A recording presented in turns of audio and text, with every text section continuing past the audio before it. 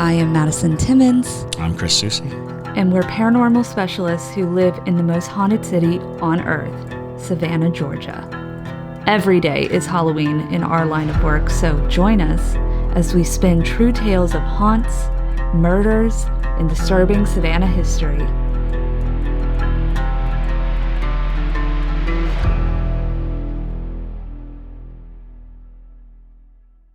I'm Madison. I'm Chris.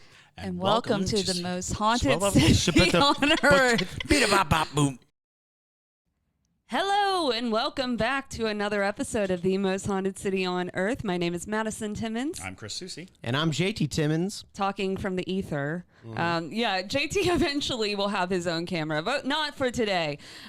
We are, though, in a new space, you might notice. It's true. Yes. We're in the same building, just in a different room. We've decided to transport this room into the haunted universe. So Indeed.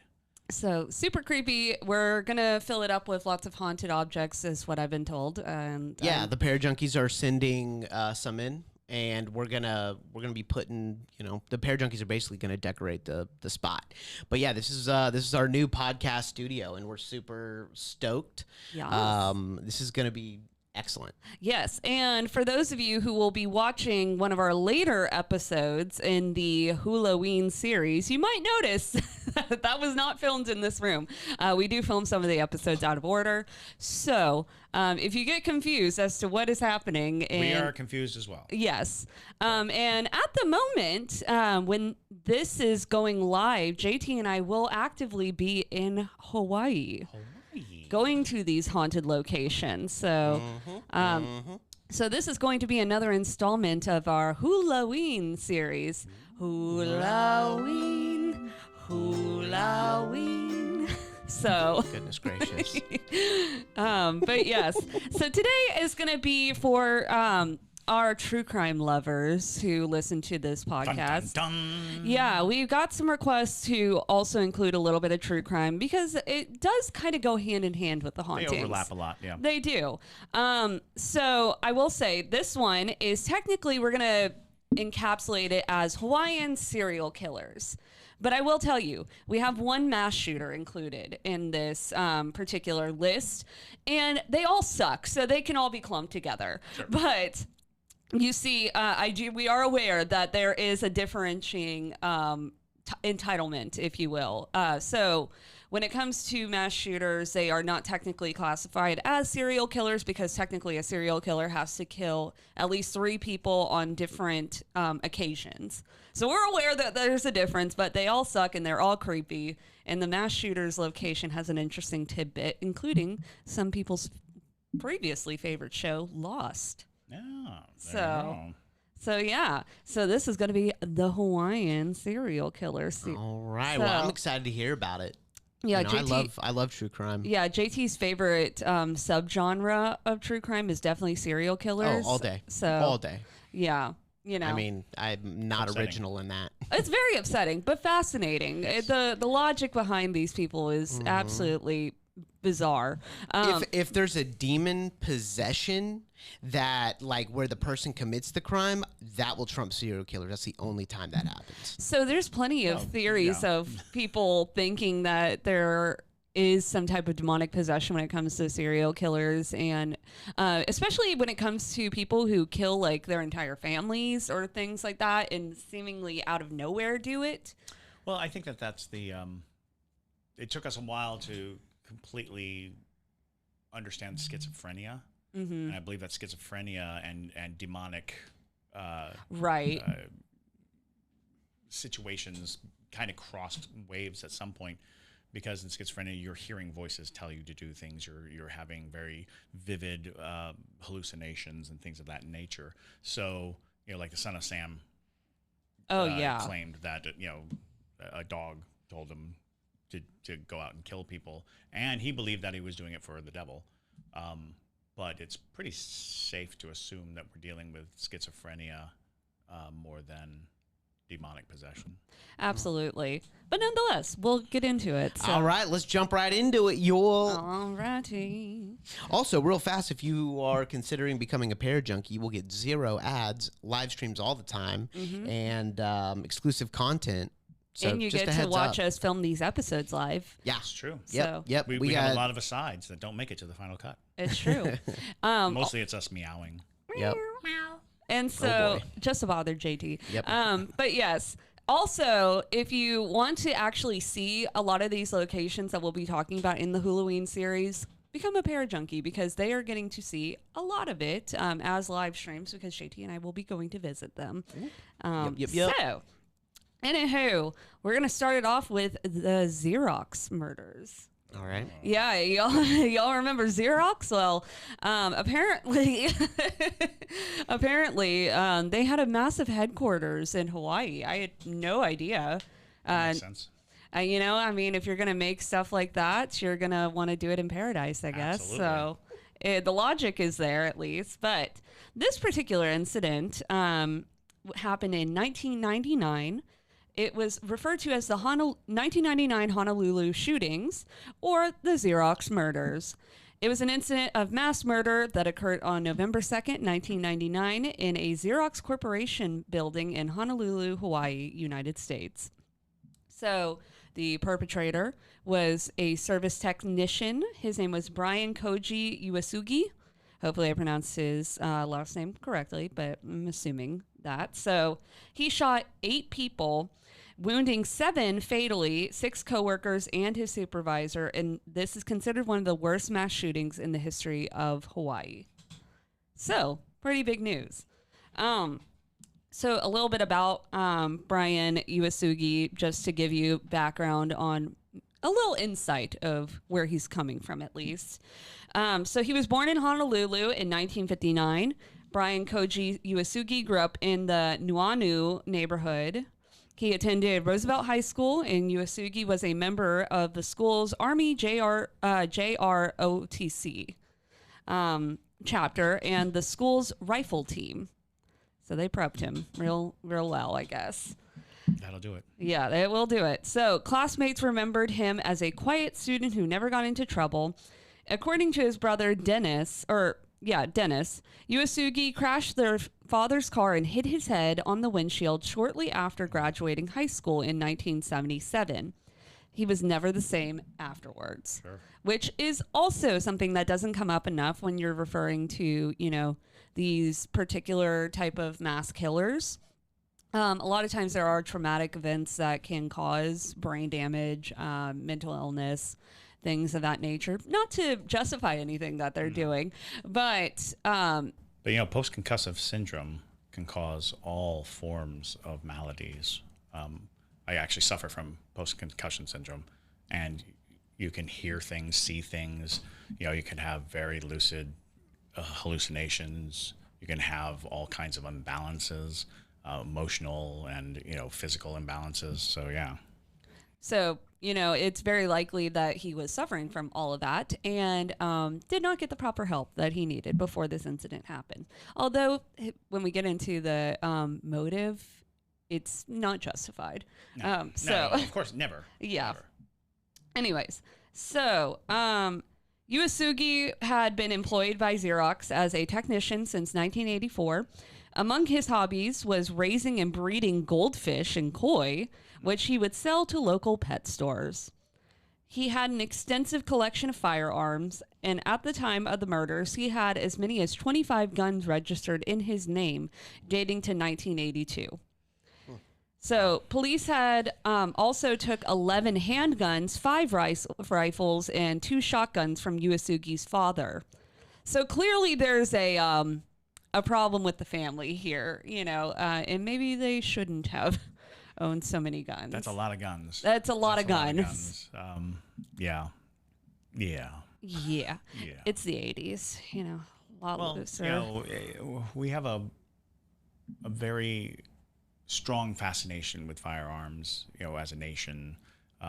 And in the 80s, especially like late 70s, early 80s, we had so many movies that really made guns very cool. That's true. You know, it just, you're looking at these superhero like people carrying these amazing firearms, and you're like, that's so cool. And the military too, you know, seeing the military using these weapons, it endears us to the weapon. You know, the weapon becomes like an iconic right thing, and to have is to have power and to, you know, be like those people. You know, it's very interesting, and probably worth like long investigation into the psychology of the gun. It's true. And especially when it is clear that there is a history of family members not being qualified to own guns. Maybe we should have looked a little bit further into that. Anywho, so according to testimony from Uesugi's father, Hiroyuki, Uesugi was normal until he started working for Xerox in 1984. In 1988, Brian started to complain that he had a poking sensation in his head, more than likely from the post-concussive situation he was dealing with. After being transferred to another work group, Uesugi began making unfounded accusations of harassment and product tampering against fellow repairmen. They had difficulty dealing with him. Former coworkers who knew him reported that other members of his team allegedly ostracized him, making him feel isolated and withdrawn.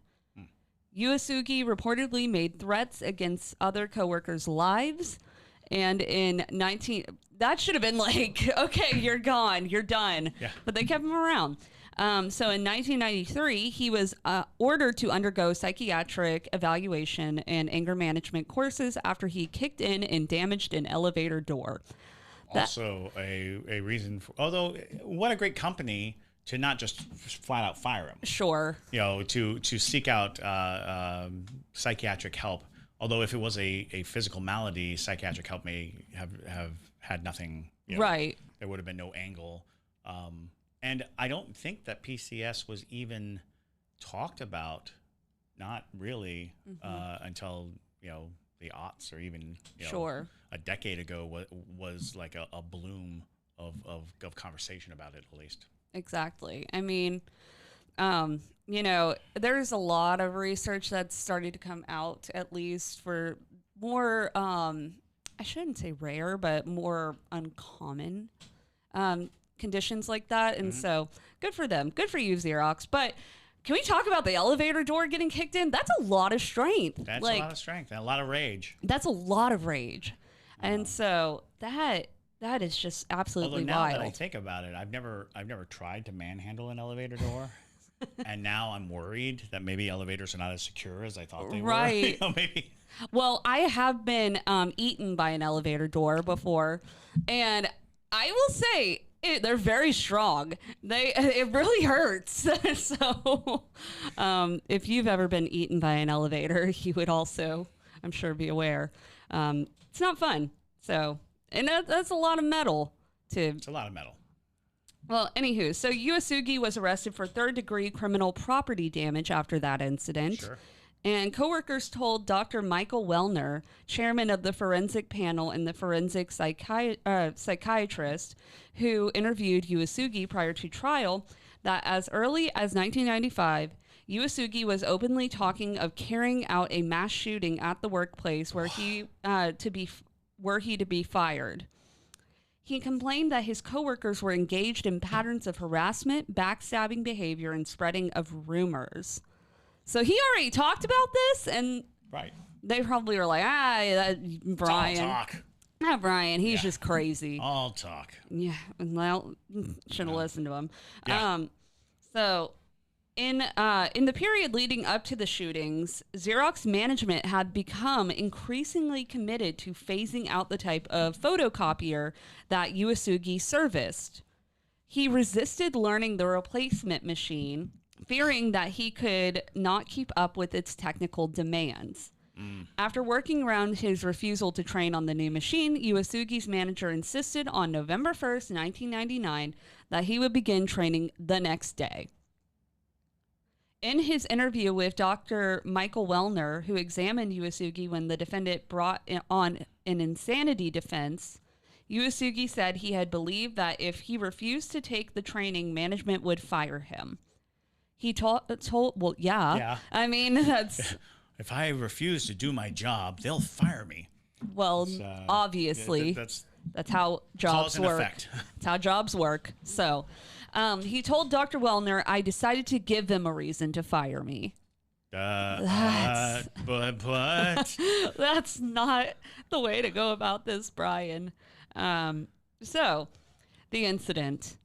At 8 a.m, Brian Koji Uesugi, a service technician, opened fire inside the building with a semi-automatic pistol, killing his supervisor and 6 coworkers, and fired in the direction of another coworker who fled the building.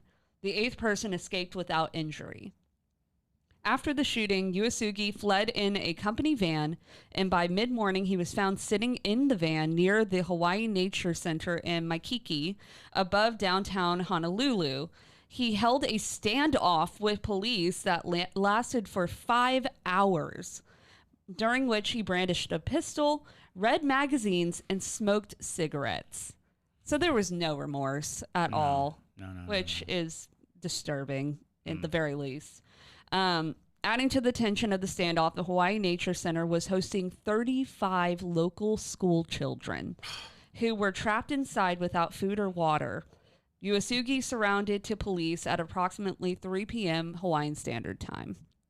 So, he caused a lot of trauma and mayhem that day. That is the basis of this situation. And his victims included Jason Balatico, 33, Ford Kanehira, 41, Ronald Kadahoka, 50, Ronald Kawame, 54, Melvin Lee, 58, Peter Mark, 46, and John Sakamoto, 36. When it came to his trial, 40-year-old Brian Uesugi's month-long trial began on May 15, 2000. He was charged with 1 count of murder in the first degree, which was his first count, 7 counts of murder in the second degree, and 1 count of attempted murder in the second degree. Prior to the close of the trial, counts 2 through 8 were merged into count 1. So he ended up receiving like 8 or 9 counts of really heavy charges. The prosecuting attorney of Honolulu, Peter Carlisle, the deputy prosecuting attorneys Christopher Van Martyr and Kevin Takata represented the state of Hawaii. Criminal defense attorneys Gerald Finesca and Rodney Ching of the law firm Finesca and Ching represented Uesugi. Uesugi pleaded not guilty by reason of insanity, which they always do, and claimed that he felt like an outcast at work and that he feared his colleagues were conspiring to have him fired. I'm sure they were, if you were acting like this. So Dr. Park Dietz and Dr. Daryl Matthews testified for the defense that he was insane, citing the delusions about how others were tampering with his fish, because remember, he was a fish breeder. Lead prosecution expert witness Dr. Harold Hall testified that the defendant fulfilled the criteria for a diagnosis of schizophrenia, but he did not meet the criteria for either insanity or extreme emotional or mental disturbance, EMED. Dr. Michael Wellner testified for the prosecution that although Uesugi had, in his opinion, schizophrenia, he carried out the shooting because he was angry that he would be fired for insubordination, and that his own account of concealment before the crime demonstrated that he knew what he had done was wrong. Yep. Good for Dr. Wellner. There you go. You know? Insanity isn't really an excuse. It's not an excuse, especially if you've made active claims that you're going to do it in the past.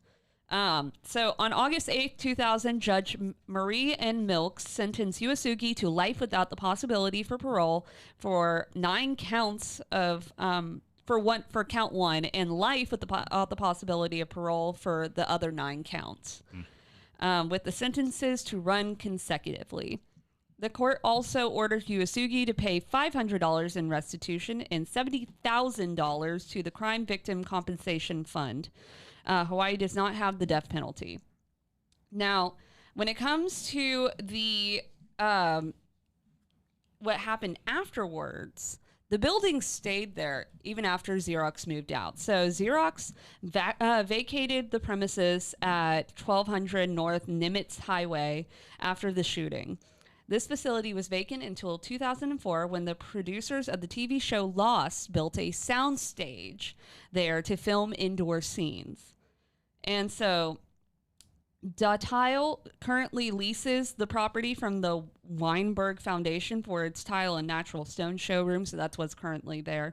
But the state legislature also made sure that there was extra protection put around this in case there was any copycats. Well, there you go. Now, fun fact about the Lost show with this case in particular. According to the transcript from the official Lost podcast, because apparently that exists. Naturally. No idea. I had no idea either until researching this. But Lost showrunners Damon Lindelof and Carlton Cuse were aware of the building's history when they turned it into a set for the TV series 5 years later. And they went so far as to conduct a ritual to bless the space before filming commenced. Oh, so smart.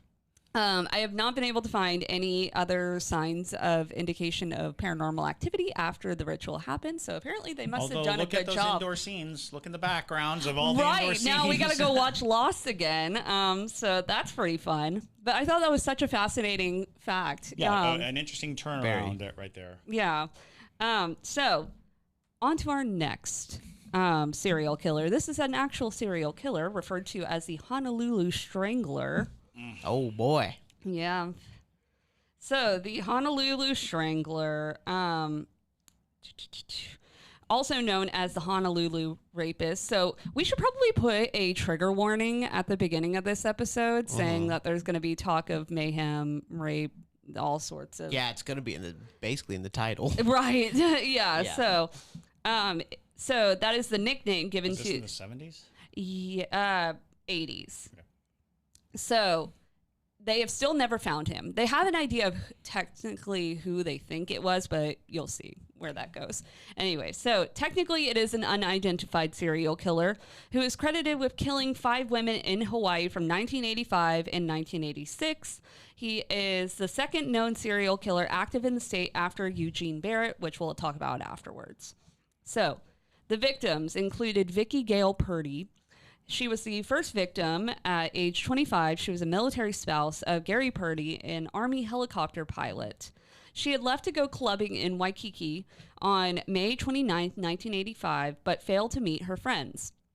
She was last seen by the taxi driver who drove her to the Shorebird Hotel at 12 a.m., apparently to retrieve her car, which was later found in the hotel parking lot. The next morning, her body was found in the embankment of Kihei Lagoon, wearing her yellow jumpsuit. Her hands were bound behind her back and she had been raped and strangled. Her husband told police he suspected her death to be associated with her job working at a video rental store and also handled pornographic film, where 2 women were stabbed to death 1 year earlier. You know, that would have made me leave that job personally. And then the second victim was Regina Sakamoto, who was 17, of Leihau High School. She had missed her bus from Waipua to school on January 14th, 1986, and was last heard from by her boyfriend at 7:15 a.m. when she called to tell him she would be late. On January 15th, her body was found at Kihei Lagoon, wearing her blue tank top and white sweatshirt, and her lower body was unclothed. Her hands bound behind her back, and she had been raped and strangled. She was planning on attending Hawaii Pacific University in the fall, and the second case to lead this second case led police to suspect the same killer as the first because of the same MO. Right. And also being found in the same location. That's usually It's gotta be a big tell. Yeah, that's pretty on par with most serial killers, and especially at this point too. There had been multiple serial killers that had been caught and publicly talked about. Right. You know, at least there was a little bit more clarity for what to look for with these particular cases. But third victim was Denise Hughes. She was 21. She was a secretary for a phone company who commuted by bus and was active in her church, her Christian church. She did not show up to work on January 30th and was found dead in Honolulu Stream by 3 young fishermen on February 1st. I worry so much at JT one day because he likes to go out into these desolate areas like fishing and things like that. Find a body. Right. Yeah. I worry that that's going to happen one day because it's always definitely possible. It's definitely possible. Like if I'm going hunting or I'm going fishing or something like that, I usually go where no one else wants to go. Like I'll put on my snake trousers and just yeah. And Savannah's right bust on the it out there. 995 corridor, which is a serial killer's dream. It really I mean, look at Gary Ray Bowles. He would end up Look at all of them. Right. Up and down. Ted Bundy. It's true. Highway killers are B.B. Gaskins. for real. All of them. But her decomposed body was clothed in a blue dress wrapped in a blue tarp and had her hands bound. She had been sexually assaulted and strangled as well. Prompted by a third body, a serial killer task force was established on February 5th. The fourth victim would be Luis Medeiros, who was 25. She lived in Waipahu, but had gone to Kauai to meet her extended family because of the death of her mother. Medeiros took a late-night flight back to Oahu on March 26 and told her family she would get home by bus from the airport. She disembarked the plane and disappeared. Her decomposing body was found April 2nd near Waikele Stream by road workers. She was wearing her blouse, but her lower body was unclothed and her hands, you guessed it, had been bound. Police set up sting operations using policewomen around Kihei Lagoon in the Honolulu International Airport. Now, the fifth and the last known victim of the Honolulu Strangler was Linda Pesci, who was 36. And according to her roommate, she left home on the morning of April 29th and was expected to be home late that evening due to a pre-scheduled work meeting. The next morning, after being told that Pesci had not shown up for work and that her car was parked on the side of the Nimitz H1 viaduct, her roommate reported her missing. A man named Howard Gay told police a psychic told him a body could be located at Sand Island. On May 3rd, he took police to an exact location only to find nothing there. Police then searched the entire island and found Pesci's body. She was nude, her hands bound behind her back. Isn't that just strange? And there have been cases where psychics have assisted police in finding bodies, especially with serial killers. There's an Unsolved Mysteries episode of one woman who moved into an apartment, and the woman was trying to help. It really wasn't that unsolved because they really got very, very close to finding the killer, but. Yeah, it's interesting because she never had psychic abilities before that until she moved into the house and her daughter started reporting seeing this young woman who allegedly had been killed by this serial killer. But anyways, so it's not uncommon for that, but suspicious, nonetheless. And the one of the MOs that comes along when we speak about serial killers is that desire to have people know your work, right, and to be present and to be involved. The very fragile mental state of a serial killer, as we know them. I always talk about the fact that we only know the serial killers that we profile. There are other killers out there that we don't have a profile for, that don't fit into our understanding of serial killers. So the serial killers that we do find and do catch and do follow, they oftentimes do contact the press, or they ramp up in order to get closer to caught, because a part of the whole experience for them is the threat of being caught. Right. That's a piece of it. And the notoriety, of the fame, right. Which honestly brings me just to my side tangent of, I don't know why we give these serial killers such cool names. JT and I were talking about this the other night. We're like, the Zodiac Killer, that's such a dope name. I'm like, why aren't we calling them, I could use some choice, more perverse names, but... The Imbecile Killer. Not even. Just... dumb little boy killing. Dumb little boy. Dumb little boy. There you go. You can insert with your imagination of other. Dumb little boy struck again. Dumb little boy struck again. Yeah, so much better because it's like, I don't want to be called dumb little boy. I'm like, well, you are. Well, you are a dumb little boy. So, stop killing people. Anyways, so after these incidents happened, a waitress actually stepped forward saying that she possibly had encountered this person. So when the police were putting out the profile of the Honolulu Strangler, he was described as Caucasian, middle-aged, clean-cut, receding hairline, black glasses, and polite. Sounds like every serial killer in the 70s and 80s, but by an assistant manager and waitress at the La Mariana Sailing Club, she recounted that he was a regular customer who seemed to be a little too interested in her at the time. She matched his victim type, petite and brunette, and one day she was extremely tired at the end of her shift, and he tried to convince her to let him give her a ride home. Instead, a local biker, who I would trust more, trust the big gruff biker dude, because usually they're way nicer than these people. A local biker who the waitress had gotten to know drove her home on the back of his motorcycle. A few days later, as she recounts in a blog post, he was hauled off in cuffs. So she made the right decision. Don't trust the creepy regulars. Creepy regulars. No, when it came to the investigation, the Honolulu Police Department had established a 27-person serial killer task force, and they acquired help from the FBI and the Green River Task Force, which honestly, if I was going to pick a task force, the Green River one was a pretty solid choice. Right. But anyways, the killer's profile was that of an opportunist who attacked women who were vulnerable, such as at bus stops, and not one who stalks his victims.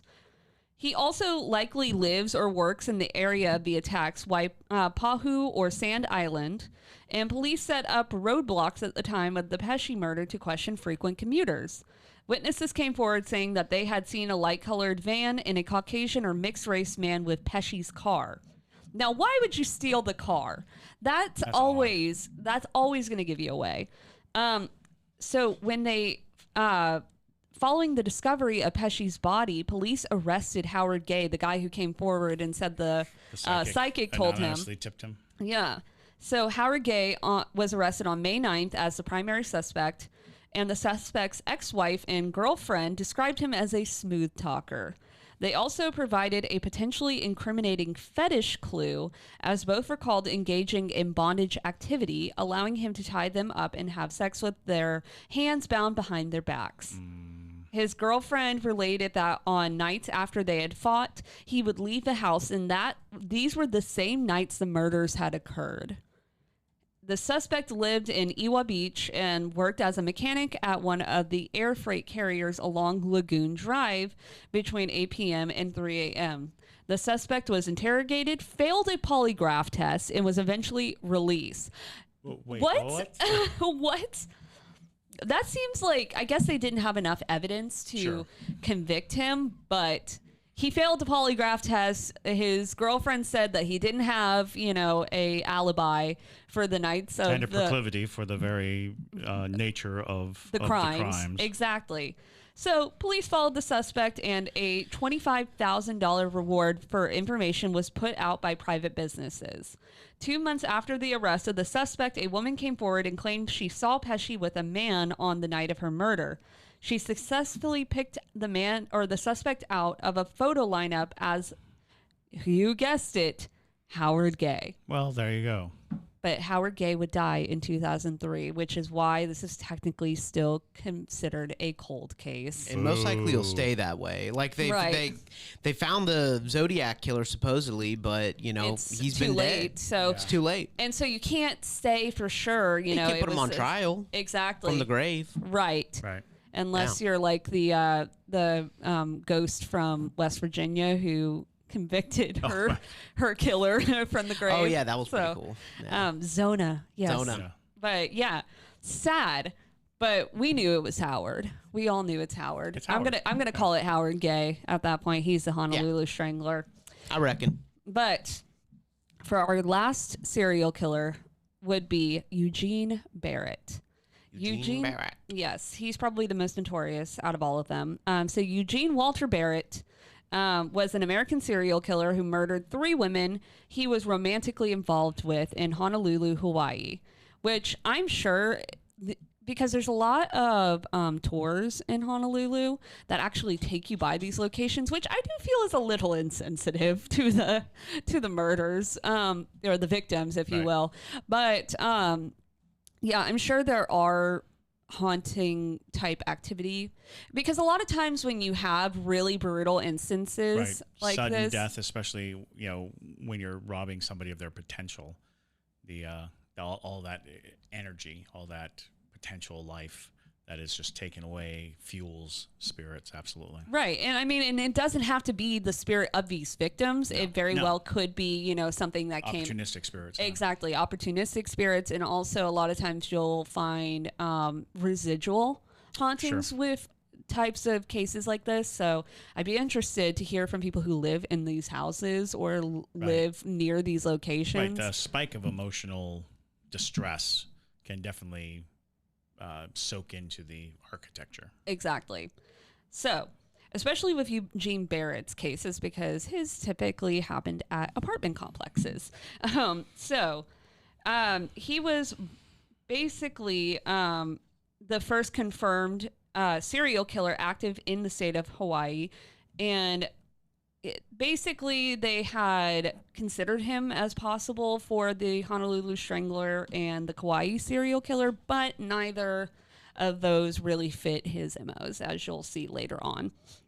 But Eugene Walter Barrett was born on June 30th, 1931 in Oakland, California. He was the older of 2 sons born to Howard and Emily Barrett, and little is known about his childhood other than the fact that he studied at the Washington Intermediate School in Honolulu, Hawaii, until he dropped out in the 9th grade. So he's not very educated as well. He later joined the Army and fought in the Korean War, but was dishonorably discharged in 1955 due to his excessive drinking. So, on to his... it's like Jeffrey Dahmer. Yep. Very much so. He was very disorganized, so unlike Jeffrey Dahmer. Yeah. So Jeffrey, there's a romantic notion that serial killers are like very smart and but the truth is most of them are dumb. It's true. Most of them don't have full educations. Most of them don't. Yeah. They're acting on an impulse, and that impulse is something that they can't reason out of, and that is definitely a sign of a lower intellect. And so we have to stop with the Hannibal Lecters. We have to stop telling stories about, oh, he's so smart and suave, and oh, he's a serial killer because he views human life at such a low cost because he's so superior. Stop that. That's not the case. Most serial killers are fundamentally stunted in development, and they are operating on a very basic level of need and want and desire, and then they have a very childish outlook on how the world works, and things like television fame, media fame, being pursued makes you important. These are the thoughts of a 12-year-old. And so it's an interesting anomaly that somewhere along the way we've turned serial killers, story-wise, into these chess players, and detectives are playing chess with these, high-end serial killers, but no, they're just not. Right. Ed Gein was not a smart man. Well, yeah, no, he's...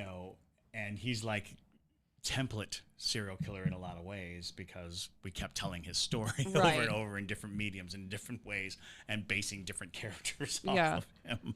I mean, so fun fact, if you go to the Grayface Museum, you can actually hear my voice in the Ed Gein exhibit. So when we were reading the transcripts, it's almost unintelligible when you're trying to understand what he's saying because he doesn't make cohesive sentences. Very often he doesn't make sense. So go check that out if you're interested, at least in Ed Gein. But yeah, most of them, you're right, are not very intelligent. I mean, you do get a few super geniuses, but you'll get them. But even then, you're dealing with an inability to to control those base impulses. Right. So, at some point after his discharge, he permanently moved to Honolulu, where he began a romantic relationship with a woman named Annie E. Phillips, a divorced mother of 5 children. Barrett, a house painter by profession, was unemployed and drank excessively, eventually leading to Phillips severing ties with him in 1959. Good for you, Annie. Unable to handle her rejection, the enraged Barrett decided that he would kill his ex-girlfriend. Kind of in that snapped sort of mindset. Sure. He armed himself with a gun, got on a bus to her apartment complex in Mayor Wright Homes, and forced his way inside. Barrett then walked across the living room where 2 of Phillips's children were watching TV and went into the bedroom where he found her tending to her youngest child. Now, this is a very, very gruesome end, so if you don't want to hear that, I would skip on forward. Before she had time to react, he pulled out his gun and shot her multiple times, killing her on the spot with her child in her arms. The ensuing racket alerted the neighbors, who managed to hold down and beat him until police forces could arrive. At his subsequent trial, Barrett claimed that he could not recall the shooting as he was drunk at the time. Not good enough. Anyways, this was contradicted by the witnesses, who claimed that he said that she deserved it. Due to the overwhelming evidence against him, Barrett was found guilty, convicted, and sentenced to life imprisonment. This was later reduced to a 15 to 50-year imprisonment, and in 1967, he was paroled after then-Governor John A. Burns commuted his minimum imprisonment term to 8 years for unknown reasons. This happens with veterans, though. That's fair. You see this sometimes where they'll get pardoned, even though they committed heinous acts and things like that. It's the same reason with the Gribble House murders, why J.C. Hunter didn't get convicted, even though it was very clear that he committed the murders, because he was a veteran of the Confederacy Army. The governor of Georgia said, just pardon him instead of executing him. He's a good old boy. Yeah, exactly. There's a lot of that, especially this being, the 60s and things like that. That mindset was very prevalent. But Barrett then returned to Honolulu, where he married Roberta Ulani Avero in February 1971. Their marriage was short-lived, as she filed for divorce in November 1972, citing her husband's excessive drinking as a primary factor for this action. Wow. A month later, on December 27th, he went to the Hawaii hotel where his ex-wife was staying at the time and stabbed her multiple times with a kitchen knife. Basically, I guess that mindset of, like, if I can't have you, nobody can have you. Yeah, absolutely. But after his arrest, he waived his right to trial and pled guilty to a reduced charge of manslaughter.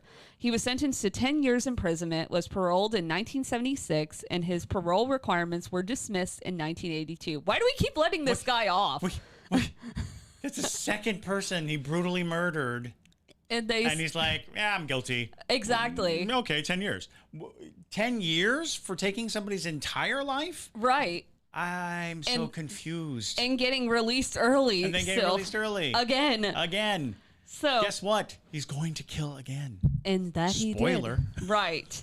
And for the remainder of the 1980s, Barrett resided in an apartment complex on Kinau Street in relative peace, but continued to drink and exhibit unstable emotional behavior. What? I know, right? Shocker. But across from his apartment lived neighbor, 41-year-old Donashia Roxanne Kastner, who had a checkered history of both substance and sexual abuse. Despite this, she was allowed to look after her 7-year-old son, Ethan, whom she often took kayaking. While there was no confirmed intimate relationship between the pair, Barrett privately accused Kastner of mocking him by dating other men and supposedly indecently exposing herself in front of him. That sounds very much so like an obsession case, like, because women clearly don't want him. Right. And so now he's the delusional. Two that he got. Right. It's like, this is insane. Yeah. I mean, this is he's gotten to the point where he doesn't need the relationship part. Right. He just skips right to the rejection part. Exactly. He's just speeding up the process, because right now probably the the most rewarding part of the relationship to him is after it's over and he gets to kill them. Exactly. Blah. I know. Blah is right. But friends and acquaintances even claimed that he would sometimes call them on the phone, hysterically claiming that he was afraid he was going to harm her. After one such bout, he voluntarily asked to be admitted for psychiatric treatment at the Queen's Medical Center, where he remained until early August 1995.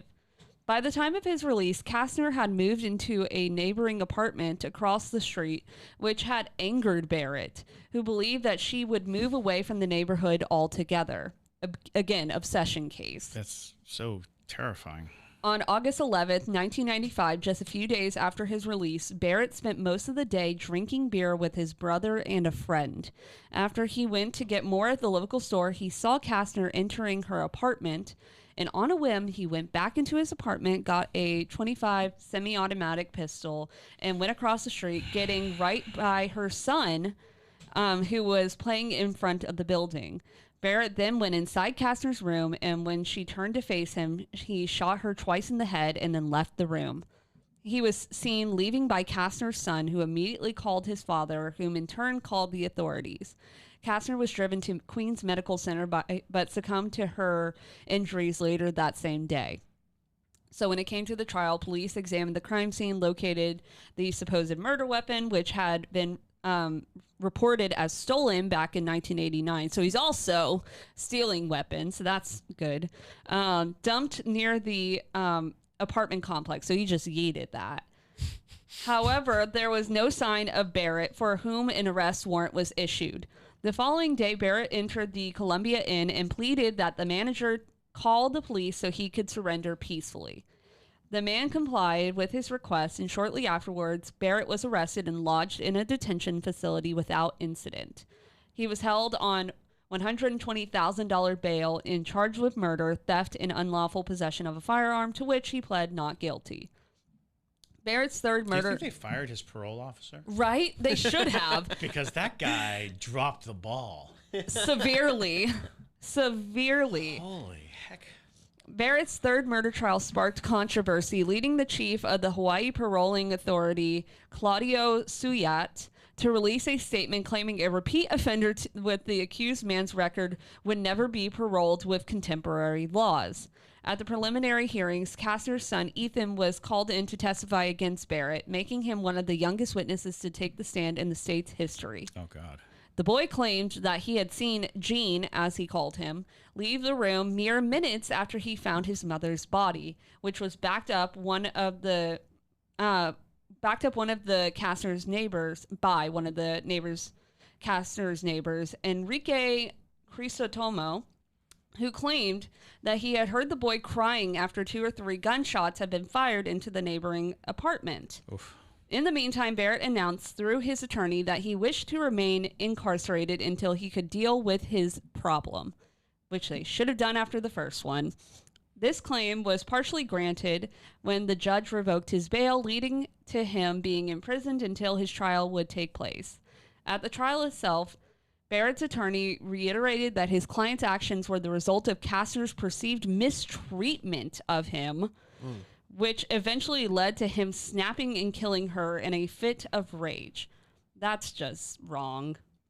Anyways, Barrett himself claimed that this was the cause, as he said that he wanted to kill that bitch for constantly choosing all the other guys over him. This did not succeed in swaying the jury. What? Shocker. He was found guilty on all counts, resulting in an automatic life sentence, and the presiding justice was also imposed a requirement to serve at least 40 years before he could be eligible for parole. We should never make him eligible for parole. No parole. And so that does make it technically a de facto life term without parole, because he would have died before that point. Now, he did... After his sentencing, Barrett was transferred to an out-of-state facility in Oklahoma, where he spent the majority of his prison sentence, and he was occasionally contacted by his son's wife, who sent him photos of his grandsons, as his son resented him too much to do it himself. Well, sure. I'm sure. So in 2003, Barrett was returned to Hawaii and lodged in the Halawa correctional facility, but fell ill and was transferred to a hospital in Waimalu, where he died from an undisclosed illness. So he did technically die in prison, but so starting your day off really nicely, Chris. I mean, with some thank you, with some heavy murder. None of that. Heavy murder. Yes. So again, most of the time when we're talking about true crime, a lot of it we are trying to be as respectful as possible because it is pretty gruesome. But it is fascinating that so many crimes like this could happen on such a small space. Seriously, you know, Yeah. that's what I was wondering. In the Morgan's Corner too. Yeah, which is gonna. I don't know if this Yeah. is airing before that, but yes. So you see, it's fascinating just how much mayhem has happened in Hawaii. To kind of wrap it up, though, JT and I actually were talking about this when we were first like researching topics, and we're like, Hawaii's actually kind of the perfect place if you're gonna become a serial absolutely. killer because you're so isolated, and it's such a vacation destination that I'm sure there have been multiple. Well, it raises the question because there has to be serial killers who do not kill anywhere near where they live. Right. And so imagine destination killer. A destination killer like plans his holidays or his vacations around isolated places where he can go have a vacation and on that vacation kill someone. And then leave. And there, the ability to do the MO and notoriously law enforcement does not work well with other law enforcement.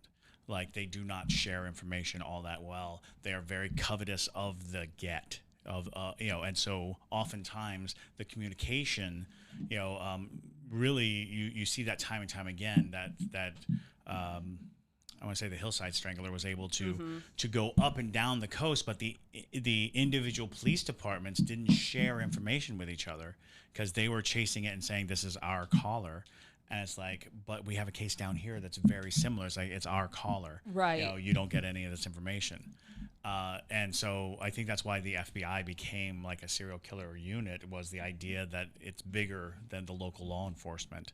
Yeah, it can expand past the jurisdictions, and when people are having jurisdiction issues. But you kill somebody in Hawaii and then you go to Orlando and kill somebody, that information may not comply. Exactly. And then there's the whole MO thing. A joy killer doesn't have an MO. It's not looking for a specific type of person. Isn't using the same method every time. So it's a tricky world because serial killers, the notion that we have of them, is still very modern. We still are in I guess we're now in sort of the adolescence of the idea, but it really wasn't until the 70s that we were really talking about it, and it wasn't until the 80s that it became like this passion of society, because we knew killers that killed multiple people. We just didn't have that, like when Jack the Ripper was out there, nobody was like, well, that's a serial killer. It was in retrospect that we came up with this idea that these things can be tracked by modus operandi. It's true. So thank you guys so much for listening to today's episode. I hope you enjoyed it. Maybe go watch a Disney movie after this to lighten up your mood. Shower your brain. Yeah, shower your brain with good cartoons. But yes, thank you guys again. My name is Madison Timmons. I'm Chris Susi. And stay spooky, y'all.